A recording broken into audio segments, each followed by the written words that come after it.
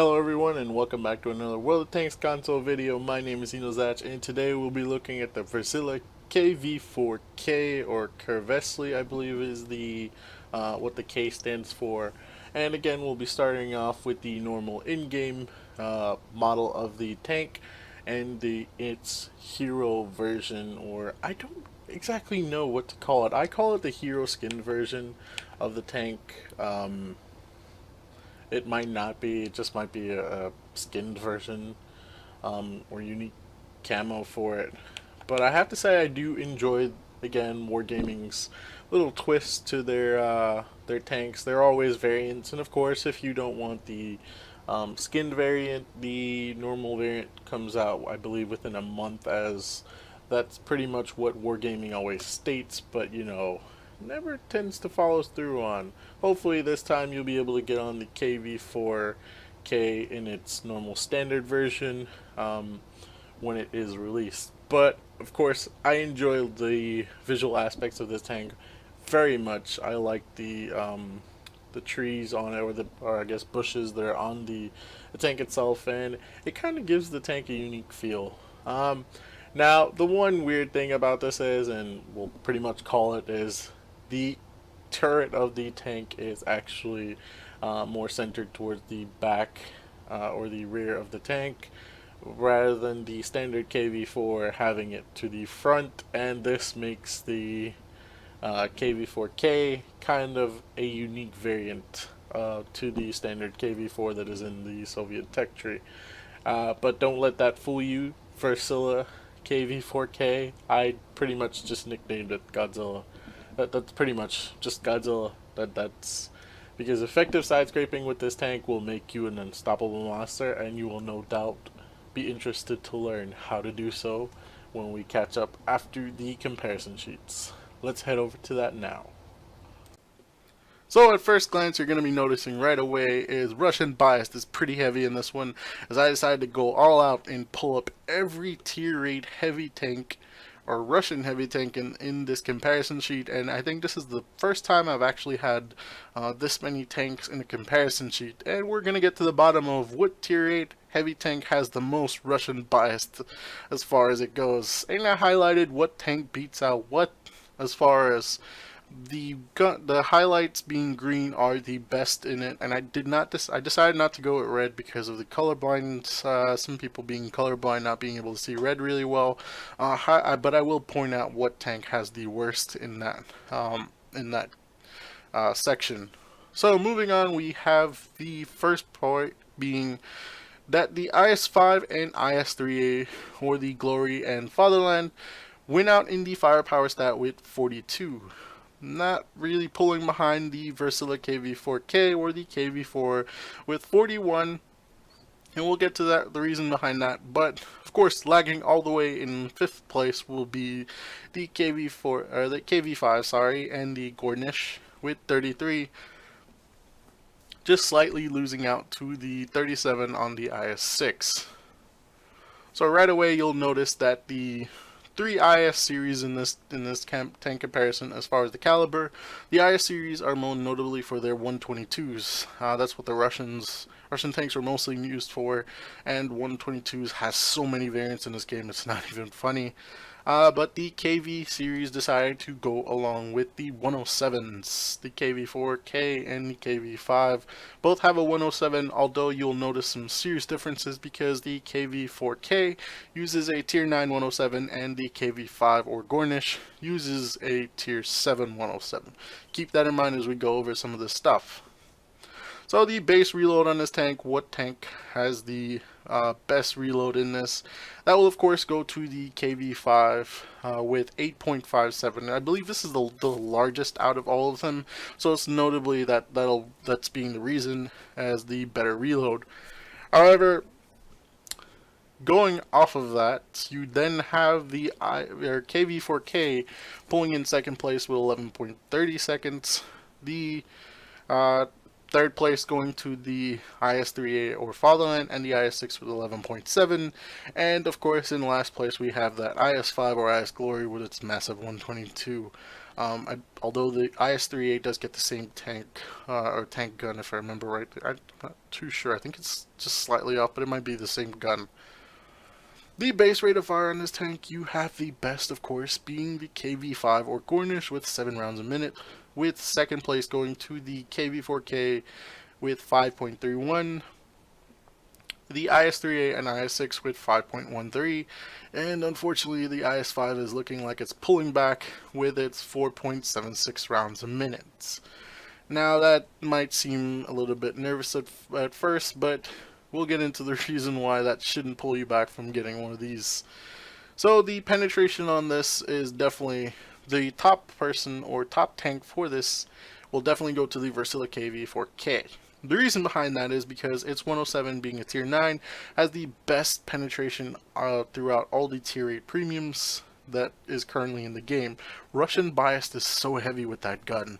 227 millimeters of penetration on its standard AP rounds, 289 on its APCR rounds, and 62 on its HE rounds. Now that is very good. Definitely one of the better ones out of this. Not even definitely, it is the best penetration on any of the tier 8s, and it does kind of pull into the tier 9. It is using a tier 9 gun. It pulls into the tier 9, so it's very competitive compared to the other guns in this. Don't worry about it. It's your KV-5. Your standard round is always going to be APCR. Your AP rounds, being it's a tier 7, does have preferential matchmaking. So out of the entirety, the only two tanks that have preferential matchmaking would be your KV-5, your IS-6. So that matches up with the type of the tier of tanks that they see. Your Verzila KV-4 K, the IS-5, and the Glory, the IS-3A, and the Fatherland do not have preferential matchmaking, so them being able to see tier 10s definitely impacts their penetration on their guns. As you can see, that 221 on their APCR, 270 on the heat rounds that they get, and 61 on the HE rounds. That is definitely reflective of being able to see tier 10s. You need that type of penetration to be able to compete in the higher tiers. 61 millimeters across the board on the 122s with their HE rounds, and unfortunately the Gornish falls behind, but again, 54 millimeters in that aspect comes along with only being able to see tier 9s at the highest. Most of your matchmaking games are going to be tier 8 and lower, with you being the top tier.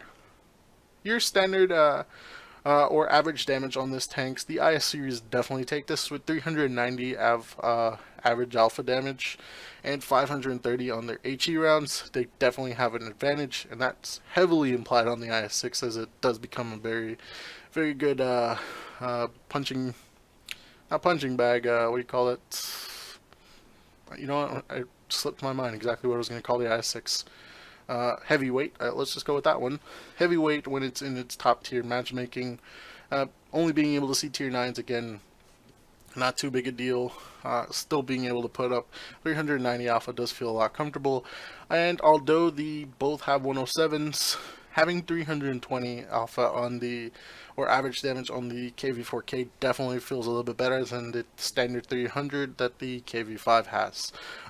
Because it does see tier 9s and 10s a lot more often, it does feel better to have a little bit of average damage increase, because hitting a little bit more damage in the higher tiers definitely becomes useful because of the sheer amount of tanks health pool that are up there.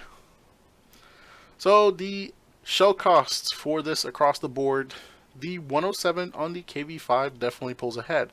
Being that it's a tier 7, its ammunition cost is ridiculously low, only 270 per standard AP rounds, 4,400 for its APCR, and 280 for its HE. Definitely make it a lot more profitable when using in game. However, 1,110 for the KV-4 K, 4,000 for its APCR, and 650 for its HE definitely make it a good second, because again, when you're punching above your weight class and going into this higher tier matchmaking, you definitely want to be able to stand a little bit of profit from this, and that definitely shows with the shell cost here. Even with the penetration, as long as you're hitting those rounds, the shell cost basically becomes nothing. And that's not to say that doesn't apply to any of the other tanks, but having a cheaper round does definitely have an advantage. 1,180 is for the IS-3A and IS-5 on its standard rounds, 5,200 on its heat rounds, and 508 or 608, sorry, for its HE rounds.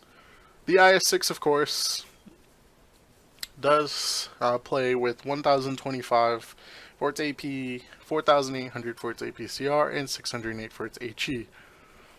Shell velocity, and this is where the 122s will definitely have a better advantage. APCR rounds on the IS-3A and the IS-5 with 1,400 meters a second will definitely play really well as far as being able to get those tanks that are running around, mediums or lights.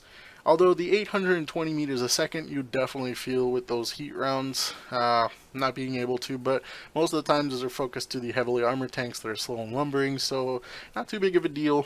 790 on its HE rounds, again, you're normally placing those shots a lot better. 1,043 meters a second on its AP rounds is definitely a great improvement for this, with 1,304 being on its APCR and 1,043 meters a second on its HE.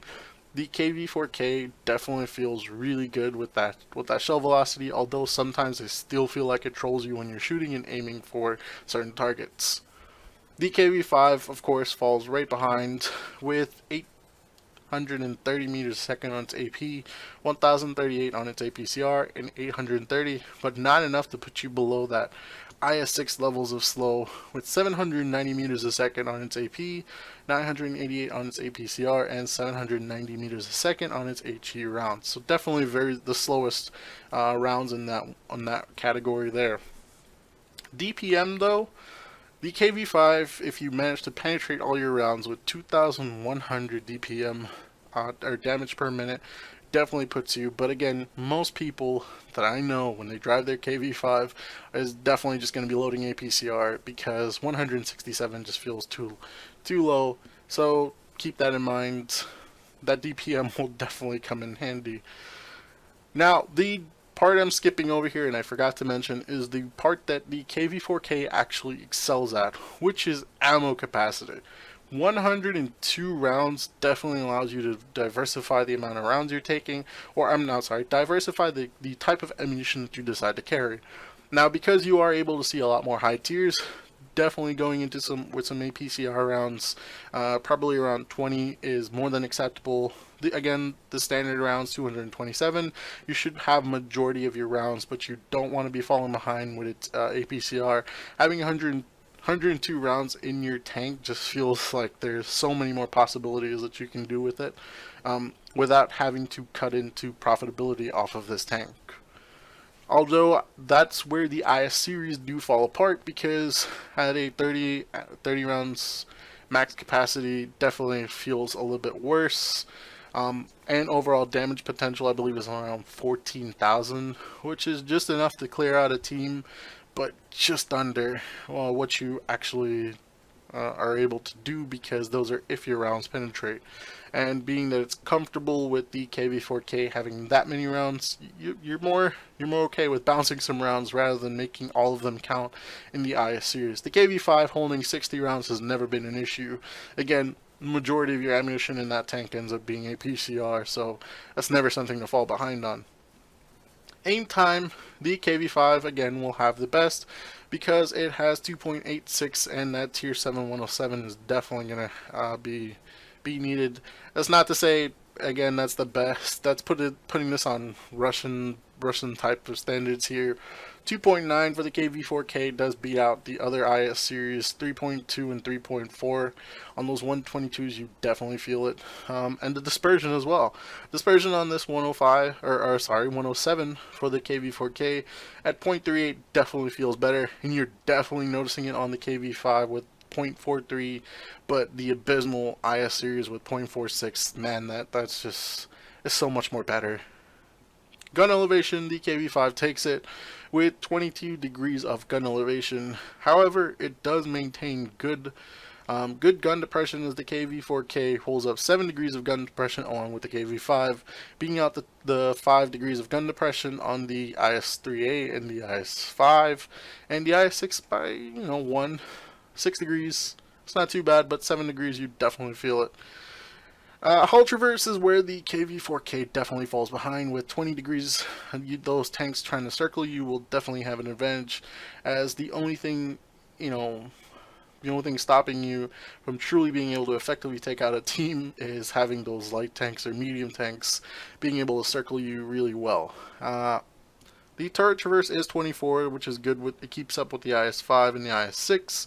But again, 24 is not really good. That's where the Russians tend to hate or fall behind compared to most of the other nations, is they have very slow returning capabilities. I think, I want to say in that case the British take that, but I'm not too sure if the British have the best turning. I really should check into that. What nation actually excels at what better? Later videos. So, the mobility stat of this tank is 12. The KV-4K, definitely the lowest in that comparison, just slightly losing out to the IS-3A with 13. 13, and the IS-5 actually takes a very good hop with 19 there. KV-4K is not looking too good as far as mobility goes, but 1200 horsepower is just as good as the KV-5. However, that's because the IS series has 700 on the IS-5 and the IS-6, and the IS-3A has 520, so again, not too bad. The horsepower to ton weight ratio will definitely go to the IS-5 with 14.27. Very good for that tank. And it's not too bad. It does come in at a healthy third. 12.96 for this KV-4K. You definitely see it. However, the fire percent chance against all Russian tanks here is definitely noticeable. 15% is very good. This always feels like you can just swap out the fire extinguisher for the nation consumable, but again, that is always optional. That just lets you know that if you ever see your tank get damaged, you don't necessarily have to worry about it unless you have a good player aiming at the same spot. In that case, fix it right away. So top forward speed will definitely go to the IS-5 with 42 kph. Definitely good. And unfortunately for the KV-4K, 30 kph going forward just feels very underwhelming. Slow lumbering, but that's mostly the Russians for you anyway. Almost Japanese heavy type. However, it does get the best reverse speed at 16, beating out any of the other, and definitely beating out the KV-5, which only has 11. That has the worst in this. Let's see, nope, yeah, the IS series has 14 and 15 respectively. On the IS-3A, that's 15. The IS-6 and IS-5 with 14 in reverse. Terrain resistance, the IS-5, the IS-3 and the IS-3A. No, IS-3A and Fatherland definitely take this out with 1 on hard, 1.2 on medium, and 2.1 on soft. Definitely the best there. With the, I want to say the IS-6 has the second best. Let me just double check that. 1.2. I really should have marked second and third, but it just didn't feel right. Too many colors across this would just throw people off. 2.3 would go to the IS-3A, and 2.3 would go to the IS-5 and the IS-6. And in last place will be the IS-5 with 2.86 on soft. 2.8 isn't really good as far as the tier 8s go, but again, still potato as far as you're getting to where you need to be and shooting what's in front of you. Your survivability stat will definitely beat out any of the IS series in this comparison. 59 is better than 56 on the IS-5, 58 on the IS-3A, and 53 on the IS-6. 59 is very healthy, but it does not compare to the KV-5 with 71. And the reason the KV-5 has that much is because the health pool of that tank is 1780 for a tier 8. That is pretty massive actually on any tier 8. You know what? I should really look up the stats for every. Little details.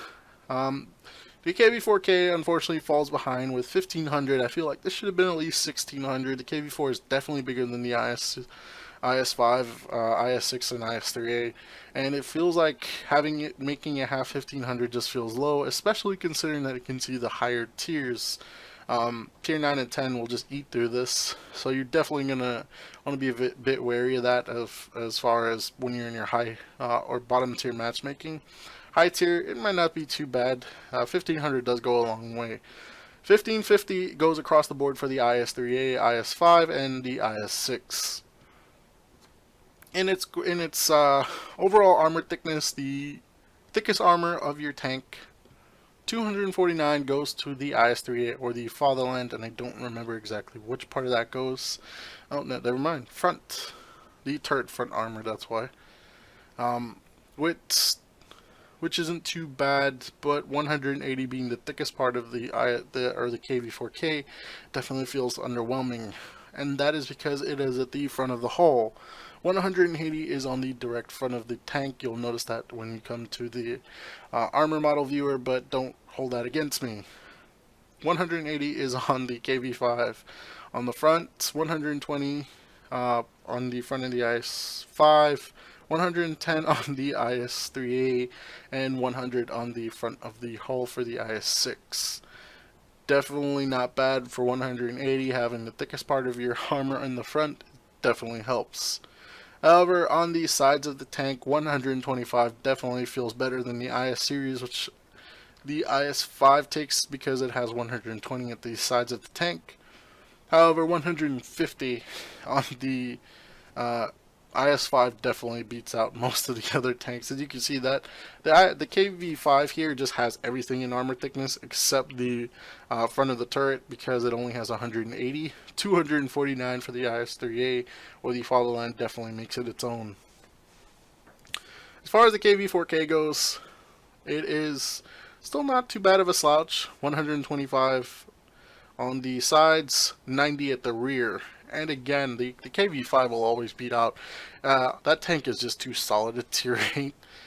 With 140, there's just no way any of the IS tanks will take that. 60 all across the board for the IS series.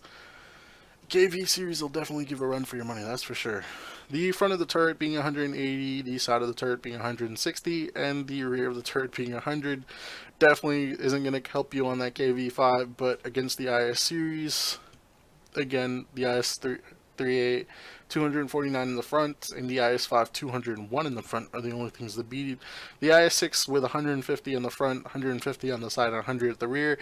Because these two tanks see tier 9s at most, the ones that most come into this comparison will definitely be the IS-5 and the IS-3A, and it does fall behind in the front of the turret, but, you know, why would anyone shoot at your turret? Strongest part of the thickest part of your armor. So concealment stat, again, this all depends. The stats are input here when stationary and when moving, 0.06 and 0.04, but these all vary because I included stats from the heroed version, the Gornish, the Glory, and the Fatherlands. This is the standard IS-6, but these stats right here will vary because there's a standard tank, and then there's the hero camo that goes on these tanks. So the concealment will definitely vary depending on whether or not decide to put those put the camouflage on, or if you have the hero tanks that come with a standard increase in camos. The spotting stat, this tank definitely has very good view range with 360, equaling that of the IS-5 with 360. However, the radio range is definitely the lowest because only 440 definitely sets you back with being able to communicate with your team. Tank costs, this tank is the second highest costing tank as far as the Russians go, with the IS-3A or the Fatherland being 15,428 gold. That is definitely a setback, but 14,370 gold for the Verzila was definitely one of the bigger things. Again, these are base values for the tanks as stated by the Tankopedia. These are not including any of the bundles that Wargaming put them in that always come with added extras. keep that in mind when you're looking at this. So your premium bonus is always where your tank decision comes in, and across the board 50% for all tier 8 Russians is definitely good. However, your most profitable will definitely be between the KV-5 as far as looking at this and the IS-6. And the reason that is or not really. These two will be the lowest because they get preferential matchmaking. Now, keep in mind when you aim at when you're hitting targets above your tier, you gain more experience as well as more silver for actually penetrating those shots. So the KV-5 and IS-6 are respectively good in their tier. However, the KV-4 K, the IS-5, and the IS-3A will definitely be able to have a lot more profitability because of the type of matchmaking that they get. However, as far as consistency will goes with profits, your KV5 and IS6 will definitely maintain over the long run versus the KV5 or I'm sorry, versus the KV4K, the IS5 and the IS3A because they don't have to. They're normally top tier in their matchmaking versus the KV4K, IS5, and IS3A being a fluctuate or varying of either top tier or bottom tier. Mid tier is very rare with these, as far as my own personal experience. If you've been in a lot of mid tiers, congratulations, you're one of the very few. However, the KV5 and the IS3A had the better bonus premium bonus experience wise with 15% because the KV4K, the IS5, and the IS6 only have a 10% bonus. Again, normally those premium bonuses are why you purchase that tank in the first place. Some people get them through the Ernop, mine being the Fatherland. Or the Gornish because it was just worth it. Others just like the way the tanks looks. Again, if you like the way the tanks look, that should never stop you from purchasing it. However, most people would go off their premium bonuses as well as the statistics of that tank. And as far as this comparison goes, the KV-4K is definitely a healthy choice because as far as comparing it to the IS-5 and IS-3A that do not have preferential matchmaking, it definitely holds its own. And even when comparing it in this comparison, it is still a tank of its own because of the penetration value of this tank. You don't feel afraid of getting into those bottom tier matchmaking. However, this is not me telling you to go out purchase this tank and feel like if you go into your bottom tier matchmaking you're going to make a significant impact. When you're bottom tier, you never make a significant impact unless your team's pretty much full of tomatoes. That tends to happen, don't worry. Sorry, bad experiences. However, before we go in any further and me keep dragging this video on, let's head over to the armor model viewer so you guys can get a quick look at the armor value for each part of the tank. So I hope you guys are enjoying the difference in comparison that I think I pretty much went all out in the Verzila by making it being compared to all the Soviet tier 8 heavy tanks, but the most notable one that everyone will probably be in comparison to will most likely be the KV-5. It is pretty much the undisputed king of side scraping, and that's even comparing it with the E75 that kind of gives it a run for its money. When you pull the KV-5 in side scraping, it's very hard for tier 8s and even some tier 9s to go through unless you start pulling up in that penetration or just dabbing, going over to those premium rounds. You know, most people will pretty much just load it automatically. But that's not to say that the Verzila here will not give it a run for its money, as you can see that track is very thick, with about 20 millimeters of track armor. Giving this tank a good side scrape will pretty much put you in a league of your own if you're in the same equal tier. I won't say it will stand up that well in higher tiers, of course. When you again getting to those higher penetrations, as much effective side scraping as you can. If you over angle in the slightest, or if they start aiming towards the front, they'll pretty much start going through your play. As most people, when they bounce one or two shots, they'll just load the premium. But this is just to effectively show you that if you can side scrape, getting the angles out on either side. The front plate, the effective armor thickness, I believe, does go up to about, I want to say, around 200 and 205. And using this just to have them absorb, the tracks tend to absorb most of the shots. Even with this small little gap here, you rarely get people that'll be able to, pinpoint those gaps between the tracks. They normally, the tracks tend to absorb 90% of the shots, at least as far as in my own gameplay or in my own situations, and it reflects on both sides. Just be careful, you don't want to over angle too much as you start exposing this area right here. You can start getting penetrated fairly easy if someone just gives up. Instead of aiming along the side, they'll just aim for this corner right here. So when you're side scraping, please be aware of that, to just try to hide a little bit, because it does become a little bit more of a flat area when you're shooting directly at it.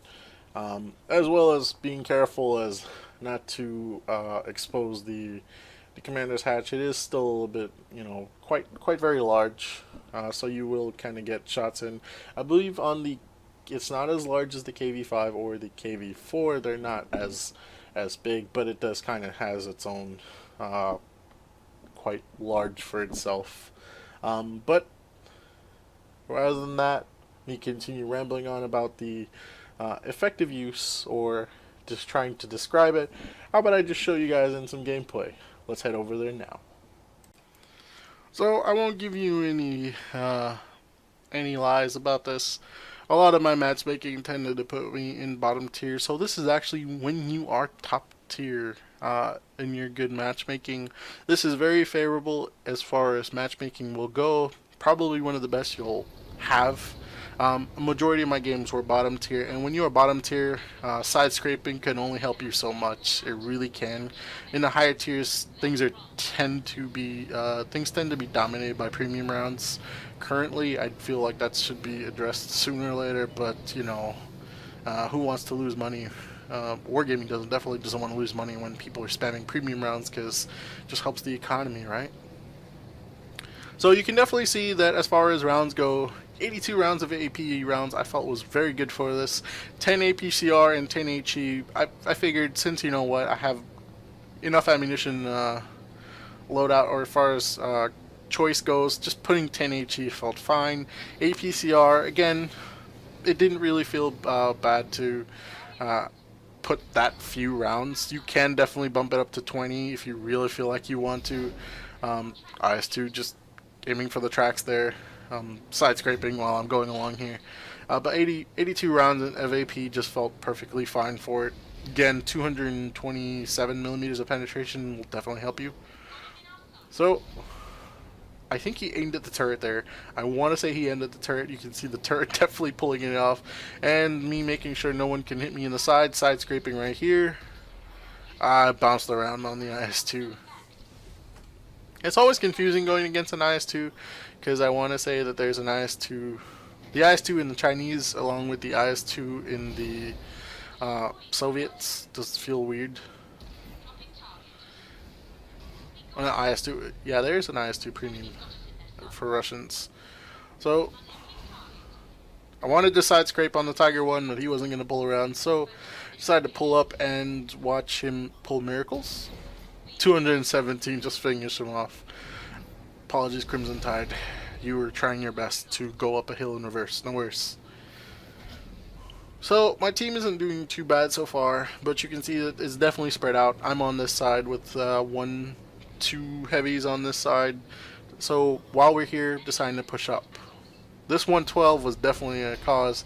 He shot at the thickest part of the armor and on the front of the tank. Directly on the front, again, is probably where you want to be lucky with these. And that SU-152 decided to turn and get tracked. I have no idea if he shot. I didn't see him shoot, but at reload isn't too bad. And Nightly Zebra goes down.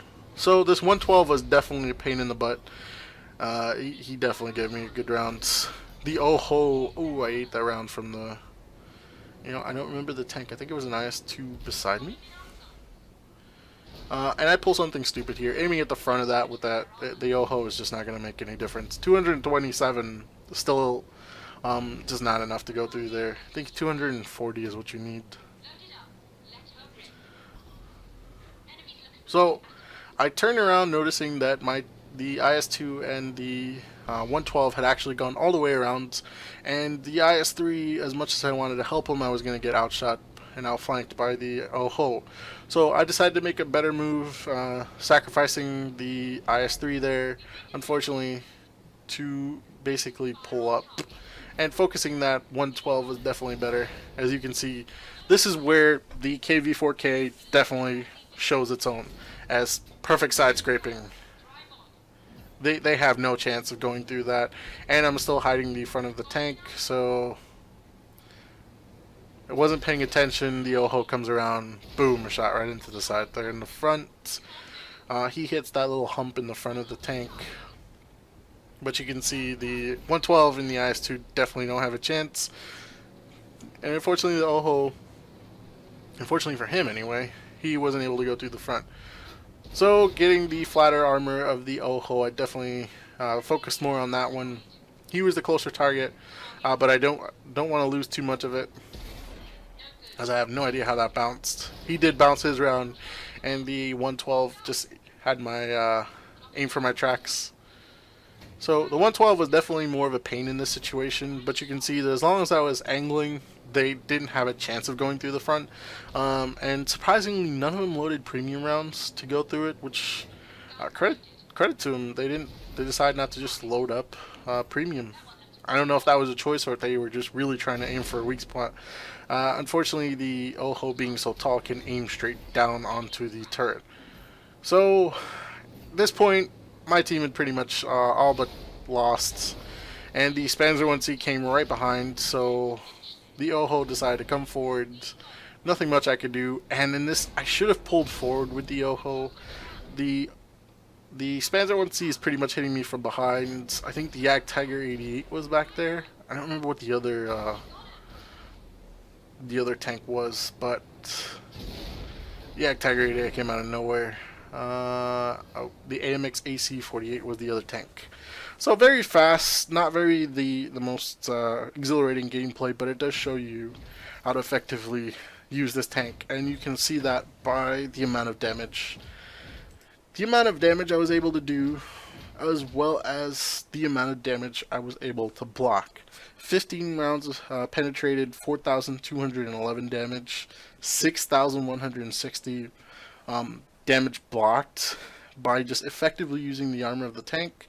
Side scraping, you're able to just have your tracks absorb most of it, and it's very similar to that of the KV-5, where if you angle a tank, tier 9s, tier 8s, anything below tier 8s will pretty much have no chance of going in. And it's only when you go against tier 9 tank destroyers and a few of the tier 8s is when you really have to worry about the tracks not absorbing your shots. But that definitely shows you that, again, here you go, profitability, 157,435, and I believe this is a 1.25 increase, so that isn't exactly right. But you'll see here, the amount of damage blocked is what I was going for, in showing the perfect ability to side scrape will definitely be beneficial to you as a tank driver. And as far as the armor weaknesses go, you definitely want to aim for the front of the tank. See, on a defeat, I still managed to get 1,005 base experience, which again is very good for a loss. Comparing that to anybody below me, 565 was the nearest. As you can see here, 101,792 silver earned without any multipliers. That is the base silver that you can earn, is very good. And again, this is going against equal tier. This is not when you're going to higher tiers, as again, when you're hitting higher tiers, you do earn more experience as well as more silver if you actually do damage to those tiers and not just finishing them off. The operations did add another 38,000, so you can see why 152,000 was pretty good.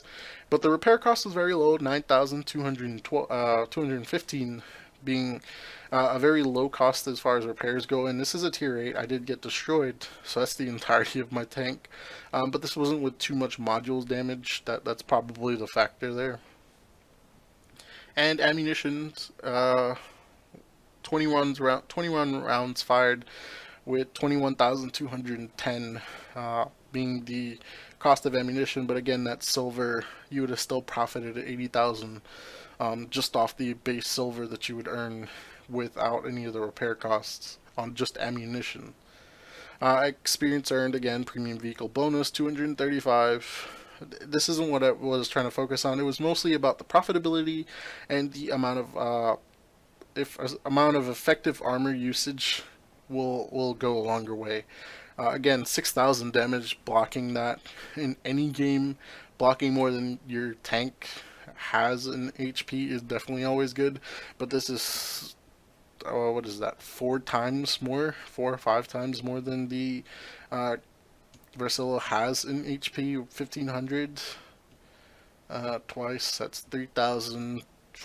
3 times is 45. 4 times is 45. 60. Yeah, 6,000. Yeah, so 4 times.